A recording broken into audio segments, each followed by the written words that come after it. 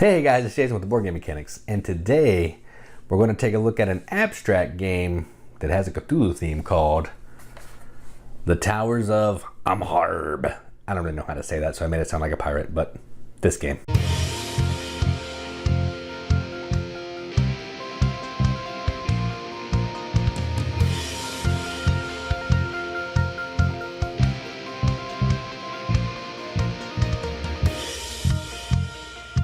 The Towers of Amharb, or Amharb, I don't know how you say it. It doesn't matter. But The Towers, I'm just going to call it that, is a 2 to 4 player abstract game where players are taking on the role of a different elder god.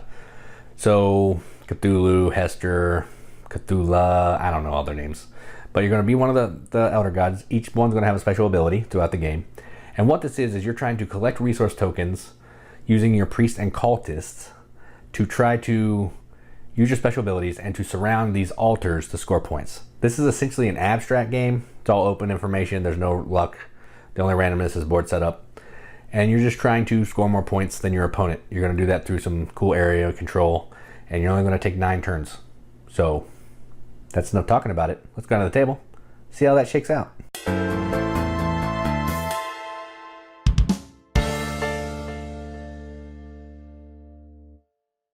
Okay, so here's a game of The Towers of Amharb. I'm not sure how you say this. We'll go over that at the top of the video. I'm sure you've already heard me say that. All set up for 2 players. To set up, you're going to give each player a player board, which is going to look like this. It's going to show you the actions you're going to take in your round, and it's going to show you your special ability down in this area. So I'm Cthulhu. With Cthulhu, I also get these -2 doom point altars, which I'll explain in a little bit.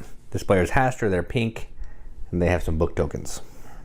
And you're going to give each player these 4 pieces of tower in their colors. So I'm playing as green, and the other player will be pink. You're going to set up the board in this way for 2 players within this configuration. You're going to put the corresponding altar numbers.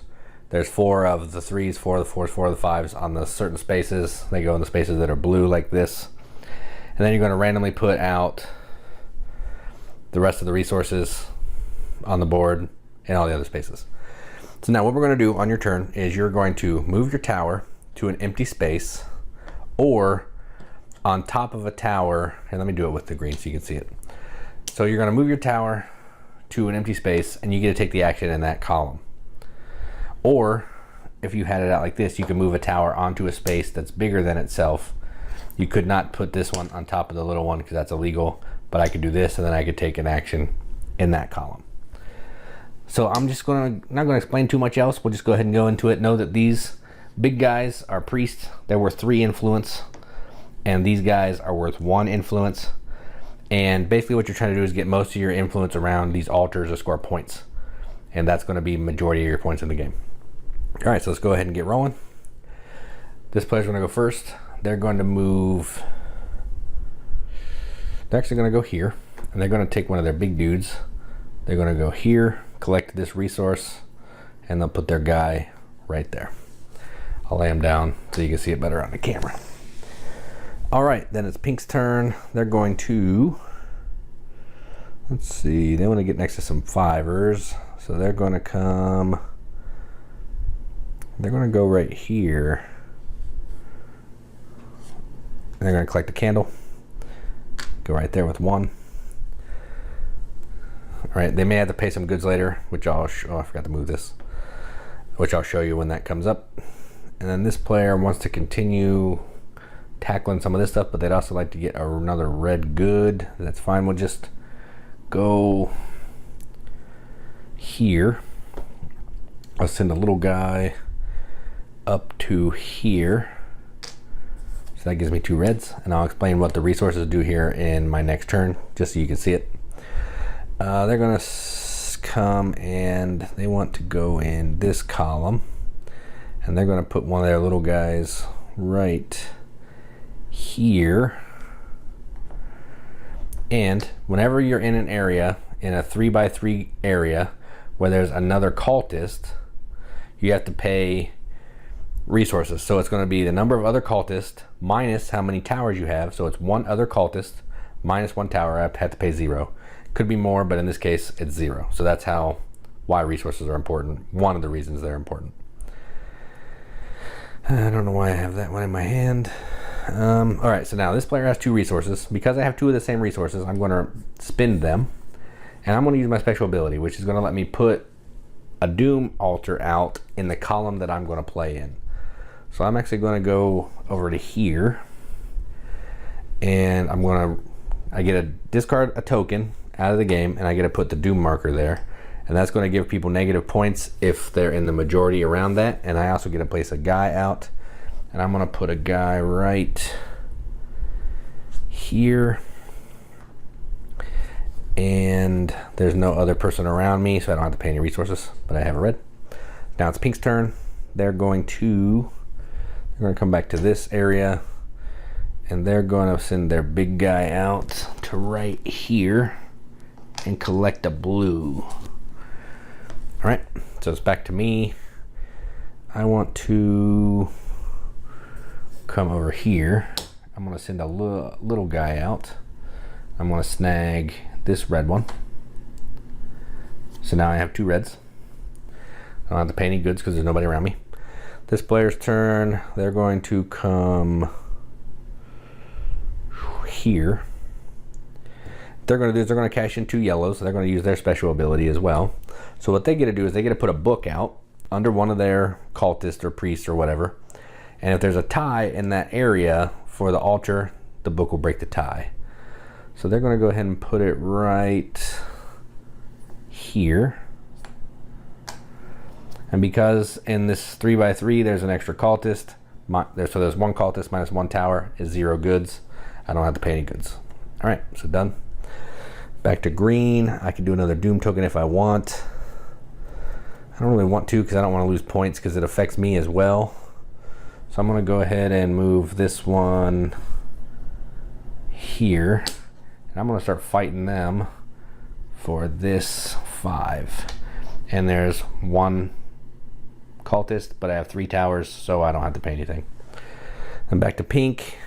Pink would like to start getting more area right. She wanted to go right here. So I'm going to go here. I'm going to put a big dude right there. So I'm going to put a big dude right here. A priest. And in this area there's 2 cultists, 1 tower, so I have to get rid of 1 resource. And they're done. Back to green. Green is going to, man, the world is my oyster right now. Let's go ahead and go over here. I want to keep hanging out over here, and I'm going to put this right there. Collect a red. But because there are 2 cultists or characters, mine included, I have to pay 2, but I have a tower of 4, so I don't have to pay anything, so I'm done. And it's this player's turn. They want to come over here. They're going to bring their priest right here. They do not have to pay anything, but they get to collect a yellow. Done. Now it is green's turn. They can go anywhere they want except that column. Let's see. They're actually going to go here. They're going to pay 2 reds. And they're going to put a Doom token right there. Give that pink player some negative points. And then they're going to go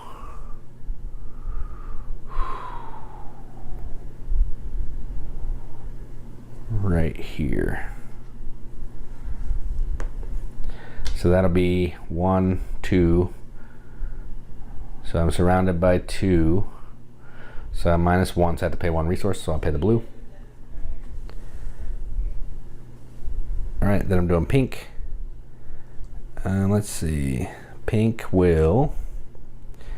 They're going to go ahead and just go right here, and they're going to go in that area. But before they do that, they're going to pay these 2 blues because they want to put a book down. So they're going to put a book under it right here. Get this, and that's their turn. Back to green. Green's going to go here. Going to use this. I'm going to collect this, go here. I have to pay 1, -1, so I had to pay anything. Then we're going to go back to pink. Pink is going to... I'm going to come over here. no, I don't want to go there. I'm going to go here. So pink wants to go here, and they're going to send their guy all the way to the end right here. Actually, no, right here. All right, so they're surrounded by 1, 2, 3, 4, -2, so they have to get rid of 2 goods. So they'll get rid of these 2 blues out of the game. All right, and now green's last turn. Better make it count. They want to go right here, and they're actually just going to, before that, they're going to pay their 2 yellow. They're going to put down another doom token in that column right here. And then they're going to go right there. And they are surrounded by 2, -1, so they have to get rid of 1 good.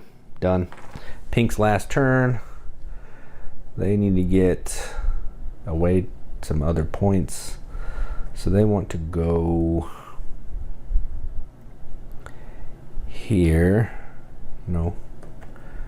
Let's go here. They want to go here. They're going to play right here. There is one around them, so they have to pay 1 -1, so they don't have to pay anything. And done. All right, so this player used 3 doom tokens, 2 books. Now we're going to score. Scoring is pretty straightforward. We're going to count up all the altars, and whoever has the most points is the winner. You're going to keep track with these cool little flame tokens. So we'll start down here, and then we'll just move forward. I'm going to tally up all the points at the end. I'll just take the tokens of who gets it. So this one's surrounded by 2 here, 1 here, so green gets this one. Then this one is 2 pinks, 1 green, so pink gets this one.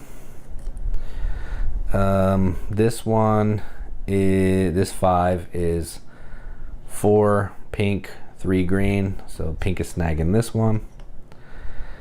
Let's see. This 4 is 1, 2, 3, 4, 5, 6, 7, 8. So green gets this one big time. All right.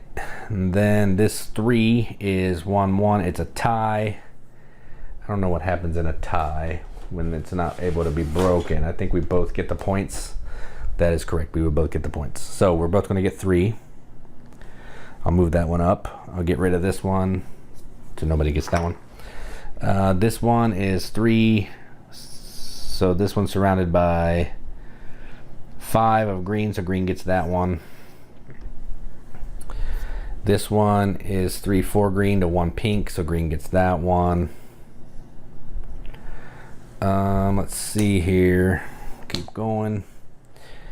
This one is 4 pink to 3 green, so green gets that, pink gets that one.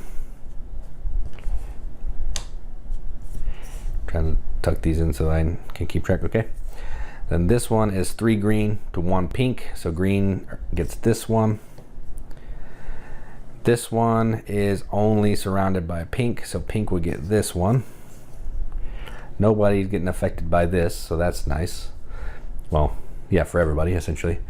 Pink up here is going to get this one, but they're also going to get both of these. Well, they're going to get both of these, and this one's going to get that one. So green's going to go back 2, and pink is going to go back 4.